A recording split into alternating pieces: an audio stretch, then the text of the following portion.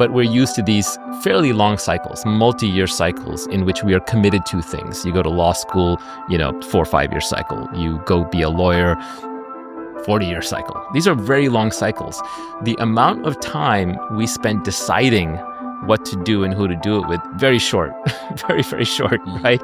We spend, 3 months deciding, 1 month deciding on a job where we're going to be for 10 years or 5 years. And because a lot of discovery is path dependent, where the next thing you find on the path is dependent on where you were on the previous path, you sort of start going down this vector that is a very long distance. People decide frivolously which city to live in, and that's going to decide who their friends are, what their jobs are, their opportunity, their weather, their food supply, their air supply, quality of life.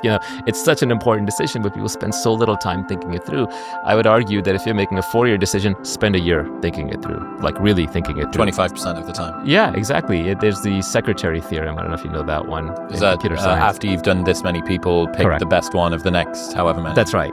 Yeah, the secretary theorem is this computer science professor is trying to figure out how much time he should spend interviewing secretaries and then how long to keep the secretary. So let's say he's going to have a secretary for 10 years.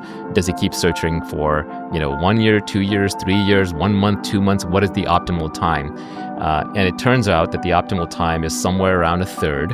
About a third of the way through, you take the best person you've worked with and try to find someone that good or better. Mm-hmm. So by the time you've gone about a third of the way through, you have seen enough that you now have a sense of what the bar is. Mm-hmm. And then anybody who meets or exceeds that bar is good enough. Mm-hmm. And this applies to dating, this applies to jobs and careers, this applies generally.